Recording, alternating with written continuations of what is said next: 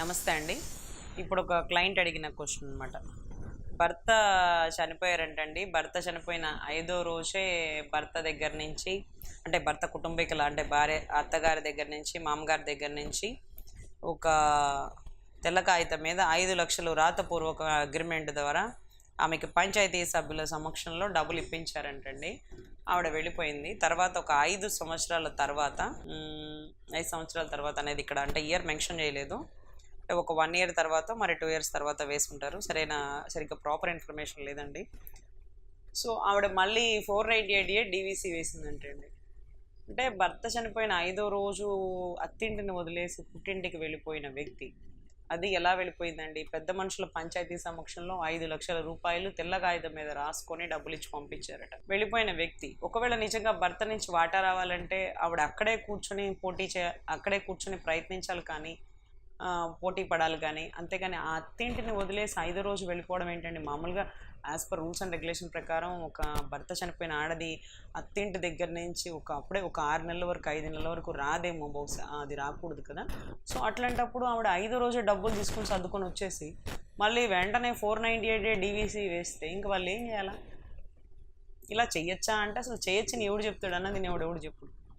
భర్త ఉన్నవాళ్ళు పోరాడుతుంటేనే దిక్కు దిశాను లేని పరిస్థితుల్లో భర్త చనిపోయినప్పుడు అత్తింటి కుటుంబం మీద అసలు 498A వేస్తే ఇక్కడ భర్తే లేడు. మరి క్రుయాలిటీ ఎవరు చూపించినట్టంటే అత్తమామలు అంట. అసలు దాని గ్రౌండ్ ఏంటి? క్రుయాలిటీ ఆఫ్ హస్బెండ్ లేనప్పుడు ఆ సెక్షన్ ఎలా పెట్టారు? హస్బెండ్ లేకపోతే ఏమైంది, వాళ్ళ అత్తమామలు ఉన్నారు కదా అంటున్నారు కన్సర్న్ పోలీస్ అధికారులు. దానికి కూడా మీరు 498A కట్టేసి, దానికి కూడా డొమెస్టిక్ వైలెన్స్ కట్టేసి అసలు ఏమని వేధిస్తారు? నాకు అదే అర్థం కాని ఆశ్చర్యకరమైన విషయాలు ఏంటంటే అసలు ఆయుధం ఉంది కదా అని పిచ్చుక మీద బ్రహ్మాస్త్రం వాడినట్టు వాడేస్తున్నారండి. నిజంగా అలుపుల మీద చాలామంది ఆడవాళ్ళు, పెద్ద వయసు వాళ్ళండి, అత్తలు 65-70 ఏళ్ళ వాళ్ళు, మామలు, ఆరోగ్య పరిస్థితి బాగా ఒక మంచాన ఉన్నవాళ్ళు, ఆడబిడ్డలు ఎక్కడో పెళ్లి చేసుకుని ఉండేవాళ్ళు, అన్నదమ్ములు ఎక్కడో గవర్నమెంట్ ఉద్యోగస్తులు, ఇంకొక దేశంలో ఉండేవాళ్ళు, ఇలా అందరినీ ఇబ్బందికరమైన పరిస్థితుల్లో కూర్చోబెట్టే ఈ బలమైన సెక్షన్ని డబ్బులు తీసుకొని భర్త చనిపోయిన ఆడది కూడా వేసిందంటే అసలు ఇది ఆయుధమా, ఇది ఒక అస్త్రమా, ఏం అర్థం కావట్లేదు. సో ఖచ్చితంగా కన్సర్న్ ఎస్ఐ గారు ఆలోచించండి. ఇటువంటి కేసులు కట్టేటప్పుడు ఏమ్మా ఏదైనా ఉంటే మీ అత్తగారితో కూర్చొని మాట్లాడుకోండి, పెద్దల సమక్షంలో పెట్టుకోండి. మీరు భర్త చనిపోయి మీరు మళ్ళీ కోర్టు చుట్టూ తిరుగుతారా, స్టేషన్ల చుట్టూ తిరుగుతారా? ఇప్పుడు పంచాయతీ సమక్షంలోనే ఒక తెల్ల కాగితం మీదే కదా మీరు డబ్బులు తీసుకునింది. మళ్ళీ అదే సమక్షంలో మీరు అడగండి, ఒకళ్ళ ఆస్తిలో మీకు ఏమైనా వాటా రావాలో, 1 ఎకరం పొలం రావాలనేది అడిగి తీసుకోండి, లీగల్ నోటీస్ సర్వ్ చేయండి. ఈ 498A వేయడం వల్ల మీకేం వస్తుందమ్మా? మీకు ఆస్తి వస్తుంది అనుకుంటున్నారా, లేకపోతే 1 ఎకరం పొలం వస్తుంది అనుకుంటున్నారా? మీరు ఏ కంటెన్షన్తో అంటే అసలు ఏ ఉద్దేశంతో ఈ సెక్షన్ వేశారో మీరు కూడా వేశారు అంటే నాకు ఆశ్చర్యం అవుతుంది. ఒక భర్త ఉన్నాడది భర్తను సాధించడం కోసమో, లేకపోతే సాధించి అతని ప్రేమను పొందడం కోసమో, లేకపోతే అతనికి తన విలువ తెలియడం కోసమో వేసిందంటే ఒక అర్థం ఉంది. కానీ భర్త చనిపోయిన ఆడవాళ్ళు మీరు కూడా వేస్తే ఇక ఏంటమ్మా సెక్షన్కి బలం?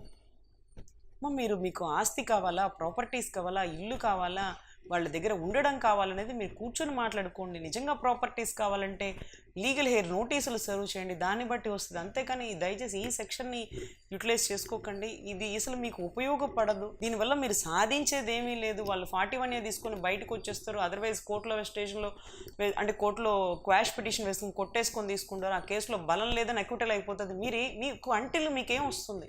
ఫైనల్గా మీరేం సాధించాలనుకుంటున్నారో ఈ సెక్షన్ వల్ల మీకు సాధించడం కుదరదు. మీకు ప్రాపర్టీ కావాలంటారు, లీగల్ నోటీస్ సర్వ్ చేయండి. నా భర్త చనిపోయాడు, నా భర్త ఆస్తిలో నాకు వాటా ఆధారణ హక్కు ఉంది, దయచేసి నా వాటా నాకు కల్పించండి అని మీరు లీగల్ నోటీస్ వెళ్ళండి.